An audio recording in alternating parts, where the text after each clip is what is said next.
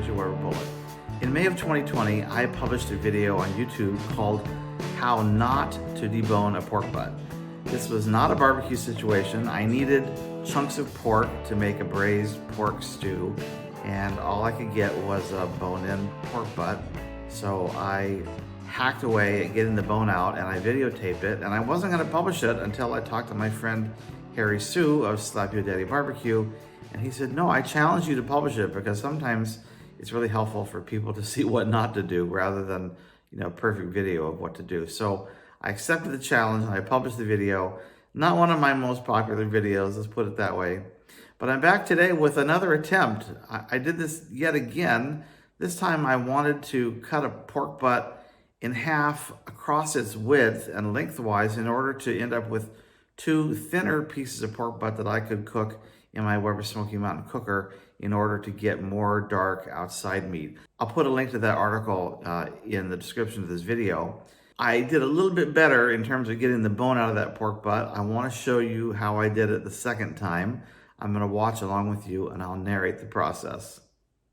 So the last time I tried to get the blade bone out of a pork butt, I cut along the top surface of that bone where you see the curved piece coming up by my thumb. I started on the top side of the bone at the corner and worked my way toward that curve and then tried to cut my way up that complex curve. And it was really difficult. I just was hacking away at that if you happen to have seen that in the previous video. This time I decided I would start on the flat side of the blade bone, which initially here seems like it's a much more successful approach. What's actually happened here though is I've gone now all the way past the bone and I'm feeling for the back edge of the bone because I want to try to cut up under the back edge of the bone and then approach that curved side. But I've gone now way past the bone and I don't realize it yet. And now I'm feeling for the edge of the bone. I'm realizing that I'm not feeling it. It's actually up higher. I now make a very tentative cut here where I think the back edge of the bone may be, but don't really find it there. Feeling again. Now I realize it's actually right in this zone right here. And there's some meat there surrounding the edge of the bone, and I am about to discover it. That's not my blood, by the way. That's a little bit of hemoglobin left in the pork butt.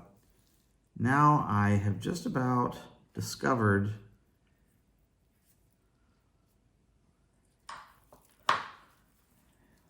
I'm feeling. Now see, I'm cutting up with the tip of the knife. There's in essence, the top side of the bone now. So I've found the back edge right there.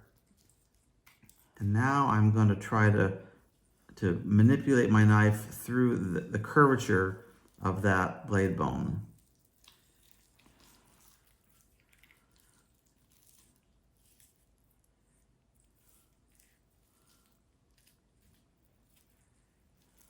Trying to be safe here and not cut myself, keep my fingers out of the way. So here we go. See, now I've found my way around to that little piece that sticks up. It's like a little knob on the top side of the blade bone. You can see I'm curving the knife around that. Flip it back here where you can see it. Now I'm coming back to the front corner and working into that side of the little nubby part of the bone that sticks up there. Cutting up and over the top. Now again, I'm not, look, I don't have tremendous butcher skills when it comes to a pork butt, but this is far improved over the last time I did this. I've been able to sort of identify the edges of that bone and starting on the flat side, work my way around to the more complicated curved side. Just trying to separate that meat from the bone.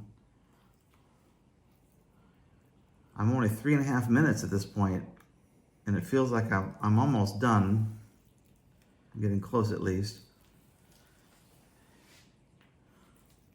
Clearing the meat off the top edge of that knob and looks like it almost wants to fall out. And it does fall out. So there's a separated blade bone from a bone-in pork butt. Now, there's some meat left on that bone, a little bit more than you'd like, but you know, not too bad for someone who's not a professionally trained butcher. So that's just about 4 minutes to remove that blade bone from that pork butt. You know, once again, I'm not a professional at that. I didn't do a great job, but I did it. I got it done, and I didn't leave too much meat on that bone. The roast may be a little hacked up, but they do seem to be hacked up sometimes when you get them at the store, so I'm not feeling too bad about it. Just want to share that with you. If you're interested, I'll put a link to the previous video. You can check that one out. I hope you find this maybe somewhat interesting. You may find yourself needing to take the blade bone out of a bone-in pork butt someday, either for barbecue or for some other purpose, and maybe this will give you a little bit of encouragement on how to do that. Thank you for watching my videos. I appreciate it very much. Appreciate you very much. Please like and subscribe to my videos. It helps other people find them. Until next time, take care, everybody. Bye-bye.